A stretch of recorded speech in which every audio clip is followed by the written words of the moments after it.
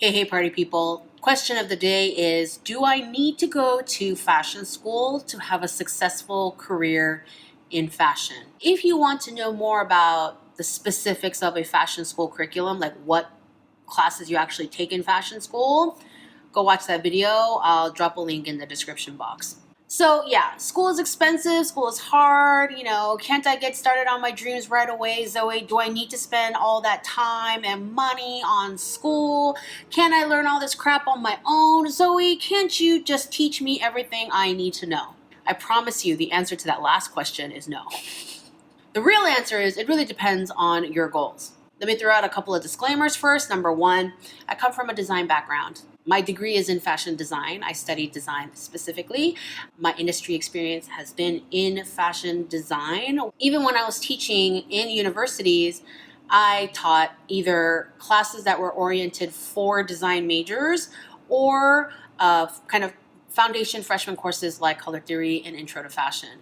So I cannot speak for merchandisers or journalists or marketers, US-based design background. Number two, I'm speaking in terms of general experiences. There's always exceptions to the rule. There's always some offshoot crazy success story. These things happen.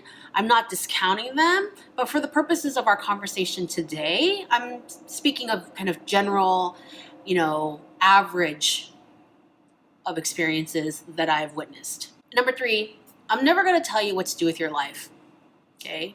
These videos are to provide food for thought for you, a little bit of background information, and you need to think about what you need, what your goals are, and what resources you have available to you, and make your decisions on your own. So back to the subject, do you need to go to school to be successful? Do you need a degree to be successful? I'm not going to get into a philosophical debate on the meaning of success. Okay? For the purposes of this conversation, I think that most of us can agree that success starts with getting a job in fashion. So let's focus on how to get a job in fashion. There are 4 basic ways to get a job in fashion. Number 1, an amazing application. You see a job listing, you see the requirements, and you put in the application that meets those requirements. You have a banging resume. You have a really interesting cover letter that makes the HR person want to get to know you more. You have your awesome references, as many as the job listing says that they wanted. And you have a gorgeous, beautiful, stunning portfolio. Method number 2, connections. Everyone hates this answer, but it is a reality in life. Method number 3, you can be a freelancer. Freelancing means that you take on short-term contracts, one-time gigs, very small projects, okay? I've taken freelance projects that are literally 2 illustrations. I've also had a freelance job where I was on site 6 hours a day for 8 months. So that's kind of all over the place in terms of freelance. Number 4 is you can get a job by creating a job by starting your own business. So those are the 4 basic ways to get a job in fashion. Let's deep dive into each one. The first method is a great job application, and this is where a fashion degree is going to be the most necessary. So the vast majority of HR departments in fashion companies, especially larger fashion companies, they require a degree.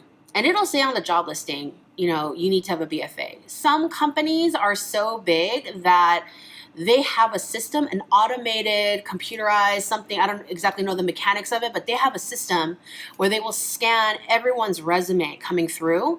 And if you don't have a degree, then a human's eye will never see your resume. Okay, they just scan for it right off the bat. If you've been working in the industry for 20 years, no one cares where you went to school. No one cares whether or not you went to school. What is that saying? You're only as good as your last collection. So yeah, you've been working in the industry for a while. They want to see, what you've been designing and that kind of thing. But if you're entry level or very close to entry level, how are they going to know you have kind of the pertinent background-based knowledge to help them in this role? And you might be thinking, well, Zoe, my portfolio is fucking beautiful. Have you not seen it? Here's the thing though, okay? When you're entry level, you're not making a whole lot of creative decisions, especially in larger companies, okay? If you work for a tiny 6-person startup, you get to make some significant creative decisions, but the larger the company, the further along you have to go before you get to help with the creative decisions. What they want is someone who has a base working knowledge of the fashion industry so that these entry-level positions, they can help other more experienced designers do their job more efficiently. A degree stands for, at the bare minimum, a certain list of achievements. Okay? A person who's earned their BFA in fashion design, okay, they finished high school or got their GED, they put together an application which most often requires a portfolio, which is a very involved process. These students submitted their portfolio and got accepted by the school. And some schools, the acceptance rate is extremely low because they're extremely selective. Okay, again, depends on the school. So they got their portfolio accepted, they got accepted to the program, and they went. Not only did they attend the school, but they finished. Not everyone who attends a school finishes. And yeah, sometimes it is beyond the student's control. Illness, finances. But a lot of the time, it's because the student couldn't handle the workload or they couldn't handle the kind of work, and so they dropped out. The school I went to, at the time I was attending, had 950, right around there, undergrads. About 400 of those 950 were freshmen. Okay? If everyone who attended finished, then you would have the same number of students in each class, no? Or close to it. That school kept the numbers right under 1,000 every year. But 400 students were freshmen because people dropped out at alarming rates. And so, it's not like these HR people are holding degree holders on some kind of pedestal. Okay? What they are doing is acknowledging that this person finished a series of achievements, they got their degree, and they have a base foundation of knowledge, and they're like, okay, I have proof that you know the minimum required knowledge to possibly fulfill this job position. And, the better the reputation the school has, the more HR department respects the degree. Let's say you spend a lot of time educating yourself, design, drawing, sewing, all these things. If you don't have a degree from an accredited institution, you don't have proof of your self-education. Anyone can go around saying, well, I watched all 200 of Zoe's videos 3 times each, so I know everything there is to know about being a designer. Wrong. If I'm trying to hire a design assistant, how are you going to prove to me that you have this base knowledge to get started at this job? Before I meet with you, before I conduct an interview, okay, just by reading your cover letter and looking at your resume, how do you prove, not just tell, but prove to me that you have a certain baseline knowledge upon which I can use and expand upon in this role? Moving on from that, there are other ways that going to fashion school can help you find a job. Number one, you can use your fashion teachers as references for jobs. I know I've written several letters of recommendation and have been used as references for former students. And that's why I keep my old grade books forever. Some schools, they'll have job boards, and, a lot of those listings are listings that are not publicly available elsewhere.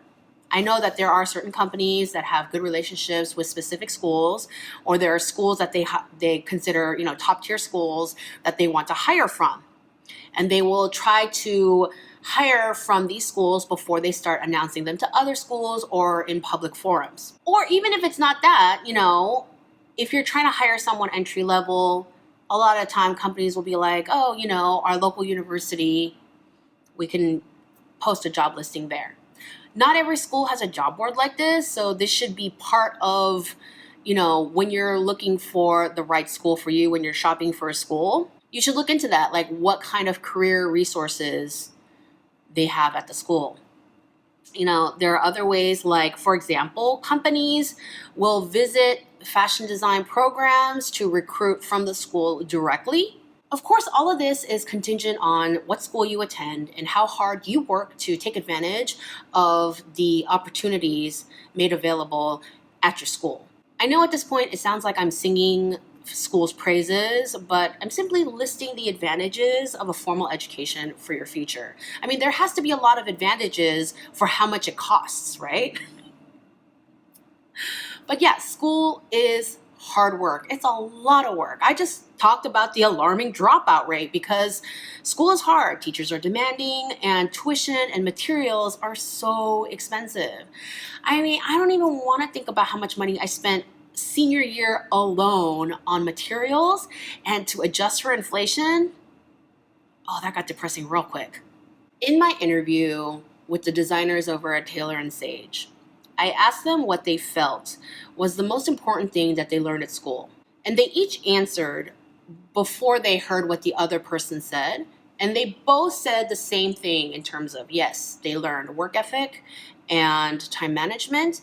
And more than anything, what they valued the most was they learned what they themselves were capable of. They really learned how far they could go and how much they were capable of producing and the quality of work that they were capable of producing. And the reality is, and this is real talk, the reality is very few of us have the self-discipline to push ourselves to really our limits without an external motivator. In the school setting, I remember thinking a lot, if the previous graduating class can do this amount of work and produce that kind of final show, why the fuck can't I? I could do this. It seems goddamn impossible, and I'm like sleeping at school. I'm like brushing my teeth before class because I'd spent the night, even though technically we weren't supposed to. And my department chair is like in the bathroom watching me brush my teeth. Like, it seems impossible, but because you know that other people did this exact amount of work and were able to accomplish it, there's like that competitive spirit where you're like, if they can do it, so can I. And you get pushed and you want your teachers to be proud of you. You're cultivating these relationships. You see how far you've come from sophomore year. Like all these things, and you achieve so much. And it's really hard to mimic that kind of thing on your own. Very few of us can. There are some who can. Like, I read this guy's blog and he was talking about how he taught himself English when he immigrated from Korea when he was 16 years old. And those stories fascinate me. But the most of us, we need some kind of external motivator for us to learn what we're truly capable of. Okay? Don't feel bad about that, because if you are one of the people who don't have that kind of self-discipline, you are in the majority. Do not feel bad, but that is what it is. And that is a lot of what we learn in college. We learn the skills and we learn how fast we can use those skills and, how beautifully we can use these skills in this tiny frame of time. Method number 2 is using your connections. And those connections can be from school, from networking events, going to any kind of fashion event and just getting to know people, or maybe you have a friend of a friend, or maybe your dad is a lawyer at a fashion company. But at the end of the day, if you don't have the skills and the knowledge and the work ethic to back it up, you'll burn through your connections, okay? And so, yeah, you can rely on connections to get an introduction, which is super important. And, I don't dismiss that as an important thing, but you do need to have the skills required to back it up. I myself, I've always freelanced. Even when I had a full-time job, I get bored easily, so I'll take on a project here and there. And a lot of the freelance jobs that I've gotten have been introduced to me through a friend. Very few of them have I found through a particular job listing or job board. Okay, it's usually a former classmate or former colleague. They'll call me and they're like, Zoe, I heard about this thing and they need someone who's really good at drawing, and I can't draw for shit, so I thought of you. I think that's like a conversation I had verbatim once. And school is not necessary to work on these connections. I mean, school helps because you need that skill set. School helps because you meet so many people at school. Listen, when people want to go to Harvard, part of it, of course, is because you can get a world-class education at Harvard, okay? However, the other part of going to Harvard is the network of connections available by being a Harvard alumni, whether you met them or not. Just by saying, yeah, I went to Harvard class of X, went to this, studied in this department, okay? Connections are important, and that is part of where you go to school, okay? There are certain things that people assume about me because I went to X school, or people assume other things of other people because they went to X school. You can try to deny it, but if someone says, yeah, I have a master's from St. Martin's, what are you thinking? And then, if someone says, oh yeah, I have an associate's from a tiny school in Kentucky you've never heard of, what are you thinking? Who are you hiring? Okay? I'm not trying to tell you what's right or fair or anything. I'm trying to tell you the reality of the industry. People want to hire someone they can trust. And more people will trust a friend of a friend over a complete stranger. Method number 3 to get a job is freelancing. And you have a few options, okay? Number 1, you can sign up at an agency. So these agencies, they connect basically companies with employees. And most of these agencies, they do freelance and full-time. You contact an agency and you will most likely have their own application process. So you submit a resume, a cover letter, you show them your portfolio, you'll probably have some kind of meeting in person or some video conference, and then the agency will agree to represent you or send you on job interviews that they hear about. Okay? If you can fulfill the requirements of the agency's application process. And then companies, when they're looking to hire, a lot of them will contact these agencies and be like, look, I'm looking for someone who's really strong at Illustrator and Photoshop. I need someone like that. And they'll go through their roster and look through who they know, they have notes on everyone, who is strong at Illustrator and Photoshop. And if you're one of them, maybe they will contact you and say, hey, I'm going to hook you up, go on a job interview here, or you send in their application here. They'll give you information as to how to proceed. And so if you want to be connected to an agency like that, yeah, you have to go through their application process. And of course, every application process is different. Many of them will require a degree. Now, you can freelance without an agency. Freelancing on your own, of course, you won't need a degree, but you basically have to hustle a lot more to find connections on your own. Option number 4 for getting a job in the fashion industry is to create your own job by building a company.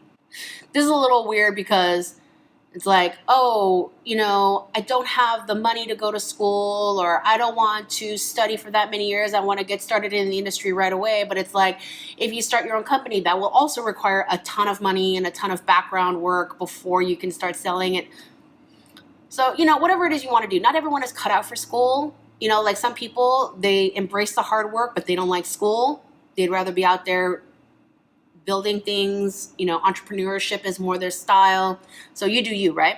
But that's the last option. And you do not need a degree to start your own business. You do need to know more than your average designer. Okay? You need to know business, production, sales and distribution, marketing. You need to know at least some background on all these things. You need to know what you don't know so you can hire to fill in those gaps when you are working as a designer for someone else. There's limitations to what you'll be responsible for. They'll give you a list of job responsibilities, and there's always some bleed through. Some things that were not strictly on the list that you become responsible for, but you kind of know the basic parameters of what you'll be responsible for. In business, you're responsible for all of it, especially if you are the founder. And so the other day on my Knit Fabrics 101 video, someone said, hey, can you do a video on fabric testing? And I said, well, no, I can't because I don't know enough about it to make a video. And longtime viewers, they know that if I don't know something, I'm not going to bullshit my way through a video. I'm just going to tell you that I don't know. And it's like when I was a designer, and I was telling this person, when I was working in the industry full time, I just sent stuff out. And she was like, oh, you're such a designer. I mean, we have a friendly, conversation. We've had friendly conversations before, so I knew she didn't mean it in a malicious way. But it's true. I am a designer, and so I don't know the nitty-gritty of what goes into fabric testing. I do, however, know that you do have to get your fabrics tested. I know how to read results. Like, I know how to see, like, oh my God, that stuff shrinks a ton. I don't want to use that. So much fabric wastage, right? So I know how to, a few things, but not a whole lot. But if you have your own company and you're doing something where everything needs to be washed, or you're doing t-shirts, nobody dry cleans t-shirts, okay? So you have to do these wash tests. You have to test your fabrics. You have to consider every single thing because you're responsible for all of it. And, you might be thinking, well, then Zoe, do I need to go to business school? And I don't know the answer to that. I've never been to business school. I do know that if you watch my interviews with Kathleen Fasanella, she owns a sewing factory in Albuquerque, New Mexico. And we talked about how she has customers from all walks of life, from people with a fine art background, people who used to be accountants. Okay? And so a degree is not necessary. A business degree is not necessary. I know that a bunch of you were asking me for a video on how to start a fashion business, and I'm working on that. One last note. When I say something is difficult, when I say something is hard work, when I say you have to consider this and you have to consider that and you have to learn this, okay, I don't say any of these things to ever dissuade you from pursuing your goals, ever. Okay? I'm trying to prepare you, give you warning so that you can approach with your eyes open with a lot of this stuff, with a lot of life, really. Okay? You're never going to be 100% prepared, but you can be more prepared. My absolute least favorite saying in the whole world is when I get my ducks in a row. Fuck your ducks. You're just procrastinating. Yes, learn, prepare, do some groundwork, research, but go for it. Repeat after me. I'm never going to be 100% prepared. So get to work already. Make a list of actionable items and then go do them. Whether you decide to go to school or not, whatever your definition of success is, it won't come to you by dawdling and sitting on your couch. Please do hit the thumbs up button if you learned something in today's video. And if you want more industry real talk videos in the future, share, subscribe. When you subscribe, please do hit that gray notification bell. Just hitting the subscribe button doesn't really do a whole lot, apparently. Good luck. Okay, no matter what you decide, I wish you all the luck in the world in your pursuits. And I will see you in the next video.